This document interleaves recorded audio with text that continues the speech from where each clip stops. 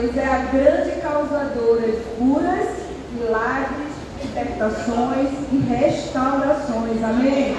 A presença de Deus, ela é poderosa. Você crê nisso?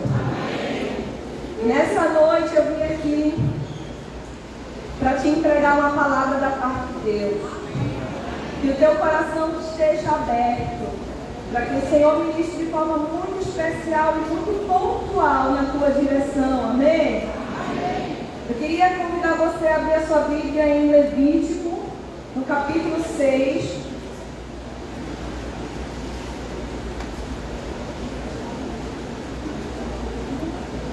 Verso 12.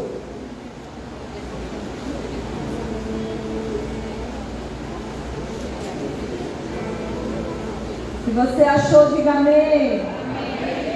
Levítico capítulo 6, versículo 12 diz o seguinte: o fogo, pois, sempre arderá sobre o altar. Diga eu creio.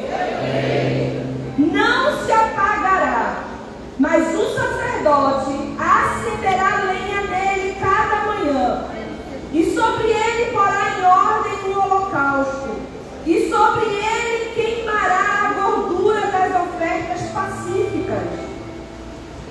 O fogo arderá continuamente. O fogo arderá quanto tempo? Sobre o altar. E o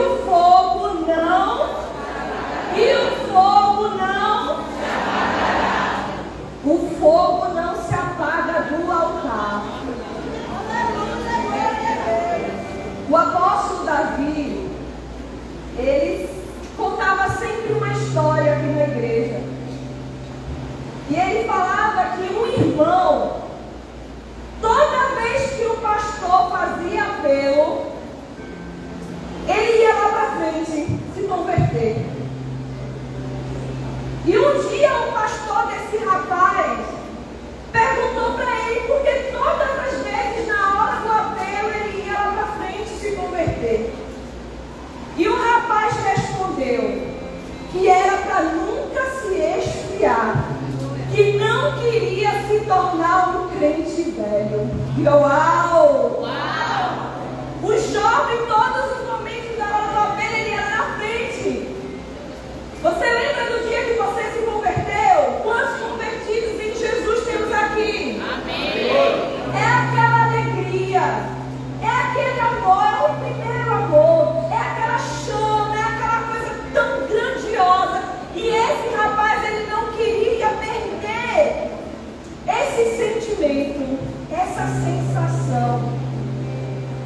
E eu vim aqui para dizer que precisa existir em nós esse senso de preocupação. Eu não posso me esfriar. Precisa existir em nós esse senso de preocupação. Eu não posso me esfriar. Hoje vamos deixar de ser crentes velhos e vamos voltar a queimar. Amém? Vamos voltar a queimar como naqueles primeiros dias. Quando a gente vinha para a igreja, eu não sei você, mas o meu coração acelerava. Eu estou indo para a casa do meu pai.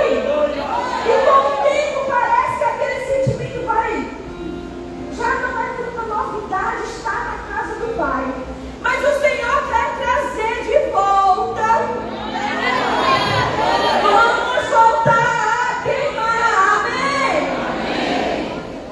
A Bíblia nos fala da história de uma família de sacerdotes.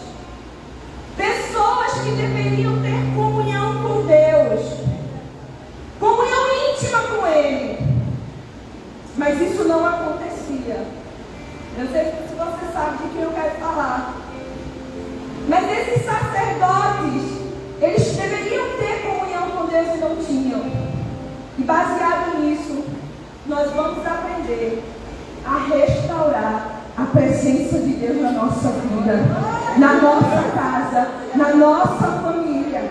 Eu quero falar de Eli e os seus filhos, Ofni e Finéias. Mas antes eu quero trazer para você o significado do nome Eli. Diga Eli. Eli. Eli, o significado do nome Eli era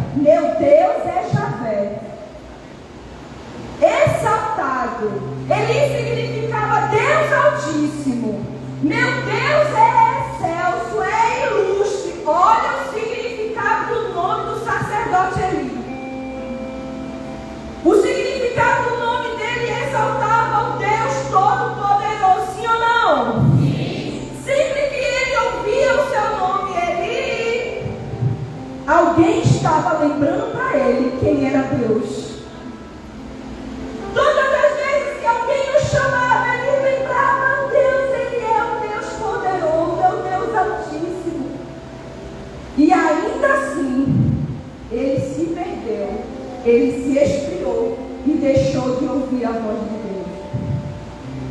Talvez eu e você não tenhamos um nome que lembre o nome do Senhor.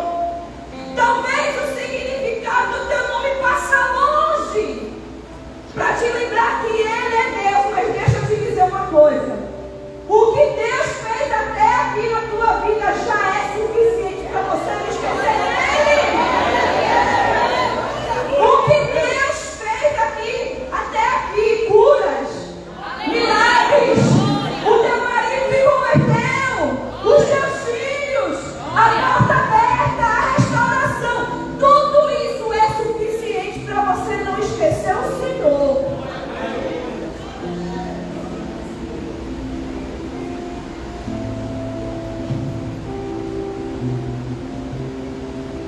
Mas tudo que Deus fez até aqui é suficiente para que não sejamos um povo frio e indiferente. Quando eu falo de frieza aqui, eu falo de um povo indiferente. E alguém diferente é melhor que nem falar. Você já se aproximou de alguém diferente? É melhor que não falasse com você. Porque a indiferença, ela maltrata, é ou não é? É melhor que não fale, mas faça com você. Indiferença.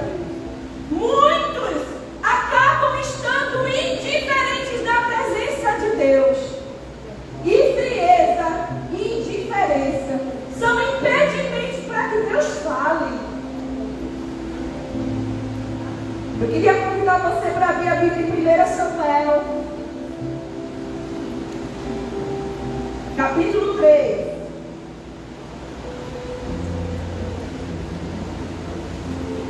Samuel, capítulo 3 diz o seguinte, eu vou ler, amém? O jovem Samuel servia o Senhor perante Eli. Perante quem? Eli. Naqueles dias, a palavra do Senhor era muito rara. As visões não eram frequentes. Você está entendendo como era esse tempo aqui? Era um tempo de frieza espiritual. Não havia palavra com frequência. A palavra era rara e as visões não eram frequentes. Certo dia, estando deitado no lugar costumado, o sacerdote Eli, cujos olhos já começavam a escurecer-se a ponto de não poder ver. Versículo 3. Tendo-se deitado também Samuel no templo do Senhor. Samuel estava deitado aonde?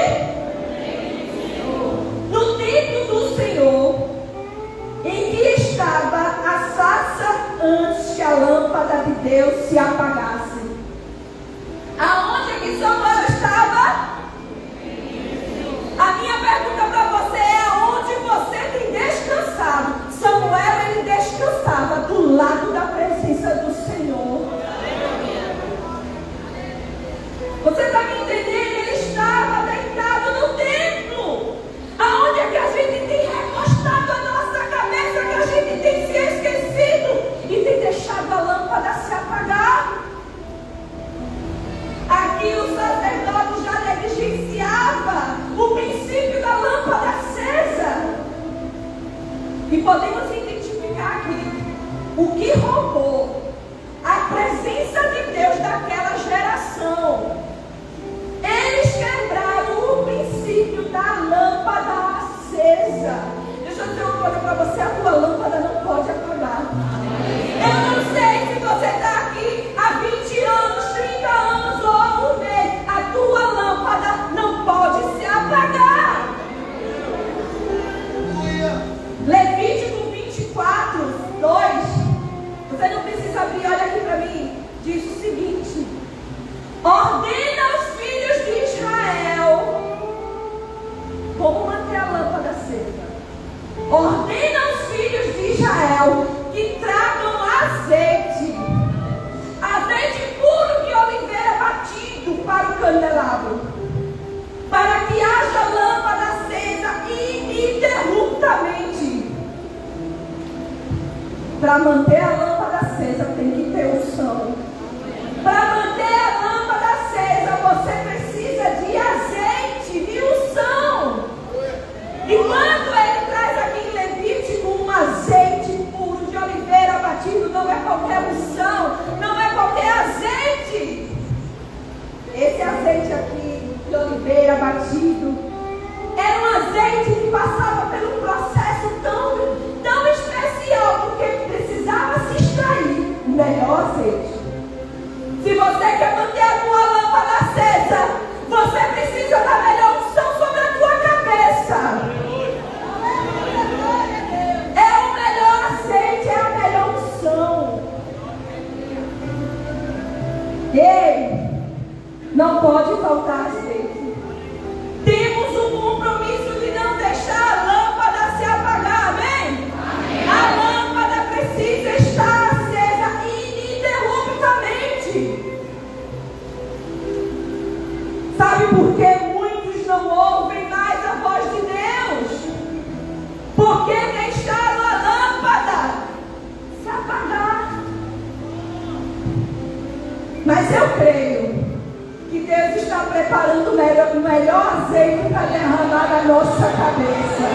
O Senhor está preparando um azeite puro, o melhor azeite para derramar sobre a nossa vida, porque a lâmpada ela precisa estar acesa.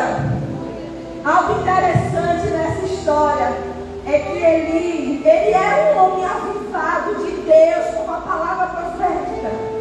Foi ali que encontrou Ana no templo orando. Mas com o passar do tempo, ele negligencia o seu chamado. Deixa eu dizer uma coisa para você. Sempre que alguém negligencia a unção, o fogo, algo é comprometido.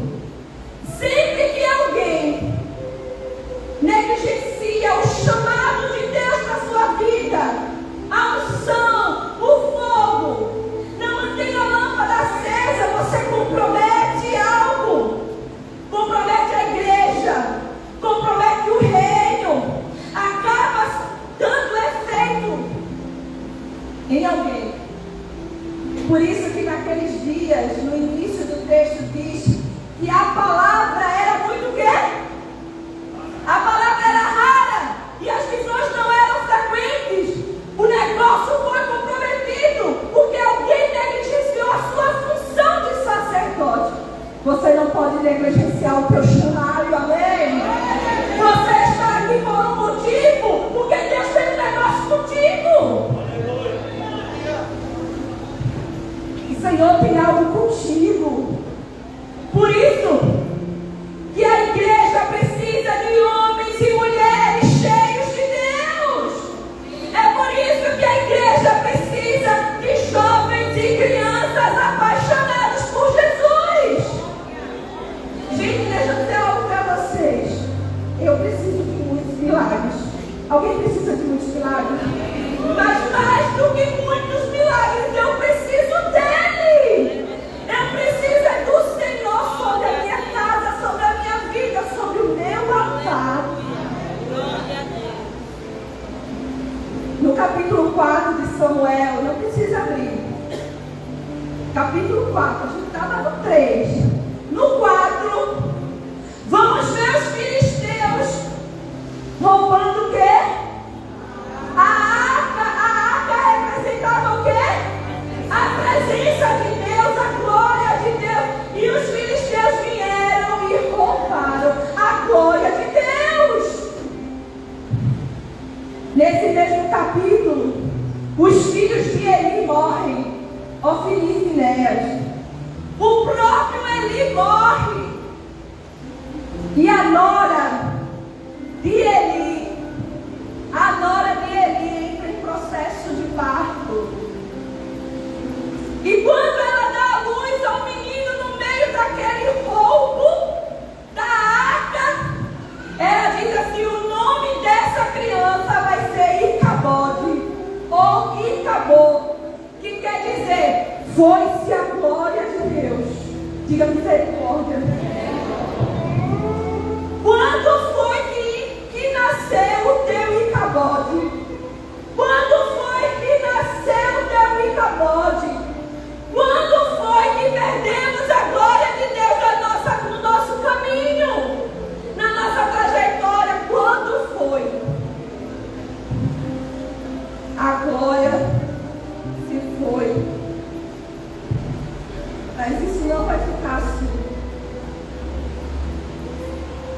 Deixa eu encontrar aqui um texto para ler para vocês. Samuel, no capítulo, diz assim, ó. Mas chamou, no versículo 21, mas chamou o menino de Cabô, dizendo, foi-se a glória de Israel. Isto, ela disse porque a arca de Deus fora tomada, e por causa do seu sogro e do seu marido. E falou, foi-se a glória de Israel, pois foi tomada a arca de Deus.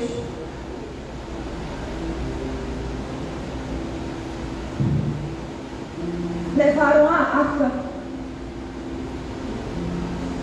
Eu não sei qual foi o inimigo que roubou a presença de Deus da tua vida. Eu não sei se foi o desânimo, a tristeza, a depressão, a ansiedade, a confusão. Algo levou aquilo que queimava dentro de mim. Eu não sei qual é o nome deste inimigo. Mas o Senhor, nessa noite, vai liberar o seu azeite para a gente acender a glória. Lá em 2 Samuel, agora você pode abrir, para a gente finalizar. Lá no capítulo 6. A gente percebe aqui em alguns momentos, Davi tentando trazer a arca de volta. Ei, eu não sei quantas tentativas. Eu não sei o que você está fazendo para o fogo voltar a queimar. Davi, ele tentou em muitos momentos trazer a arca de volta, a presença de volta. Em um determinado momento, ele vai buscar a arca e ele bota a arca em cima de carros de boi. E eles vêm aparentemente fazendo tudo certo, cantando, louvando, mas a arca estava em cima de um carro de boi. Os bois tropeçam. E o homem toca na arca. E Deus se ira e fere o homem ali mesmo. E o homem morre. E aí Davi fica meio medroso. Deixa eu deixar a arca aqui na casa de Obed-edom, porque o negócio não está dando certo. Tem um momento que Davi faz assim, e agora? Como é que eu vou trazer a arca de Deus de volta? Eu não sei se a tua ideia, o teu pensamento é, e agora? Eu não sei se você está no auge da tua história dizendo, e agora? O que é que eu faço para trazer a presença de volta para minha casa, para o meu coração, Joyce? E agora? E no versículo 12 diz assim, então avisaram a Davi dizendo, o Senhor abençoou a casa de Obed-edom e tudo quanto tem. Aonde a presença chega, tudo é abençoado. Aonde a presença de Deus está, o negócio flui. E a arca passou 3 vezes lá. E 3 vezes Deus abençoou tudo que é dele. E Davi vai lá, pega a arca de volta, vamos trazer a presença para Jerusalém. Ele traz. Foi Davi com alegria, fez subir a arca de Deus da casa de Obed-edom, a cidade de Davi. 13. Sucedeu que quando os que levavam a arca do Senhor tinham dado 6 passos, eles sacrificavam bois e carneiros. Davi dançava com todas as suas forças diante do Senhor e estava cingido por uma estola sacerdotal de linho. Assim Davi, com todo Israel, fez subir a arca do Senhor com júbilo e ao som de trombeta. Olha, Davi começou a entender como é que traz a glória de volta. E a glória de volta só com sacrifício, irmão. Era 6 passos, sacrifício. Era 6 passos, renúncia. Era 6 passos, não é isso que eu quero. A glória, a arca da outra vez, vinha aonde? Em carros de... Agora a arca vinha nos ombros. O Senhor estava dizendo, você. Você precisa entender que não se traz a glória e a presença de qualquer jeito. Tem que ter sacrifício, tem que ter renúncia, tem que ter busca. E tem que colocar a glória no ombro. A glória de Deus tem que estar sobre você. Amém? Amém. A glória de Deus tem que estar sobre você. Vemos o rei Davi restaurando, trazendo de volta a presença de Deus, mudando o nome daquela era, que não era mais Icabode, mas agora existia lâmpadas acesas. Quando a presença de Deus chega, tudo muda. A coisa muda. E para encerrar, eu quero ler, já falei 2 vezes para encerrar, não foi? Para encerrar, eu quero ler Salmo 51. Eu quero ler aqui rapidamente para vocês. Você lembra de Davi? Davi que trouxe de volta a presença de Deus, agora se encontra vazio. Oi? Davi agora se encontrava o quê? Ele se encontrava o quê? Vazio. Chega uma hora que a gente fica vazio. É ou não é? Chega uma hora que não existe mais aquela. Existe uma coisa estranha aqui. Mas ele fez uma oração. Diga, uma oração. Deixa eu dizer uma coisa para você. Uma oração pode mudar todo o cenário. Eu não sei o tempo que você está perdendo. Comece a orar que a coisa vai mudar. E Davi, ele fez uma oração. E essa oração será a nossa oração nessa noite, amém? No Salmo 51, a partir do verso 9: diante do vazio sem a presença, diante do seu pecado. Você precisa ler todo o capítulo para ver o que Davi disse para o Senhor, mas eu queria ler a partir do 9, que diz o seguinte: esconde, Senhor, o rosto dos teus pecados.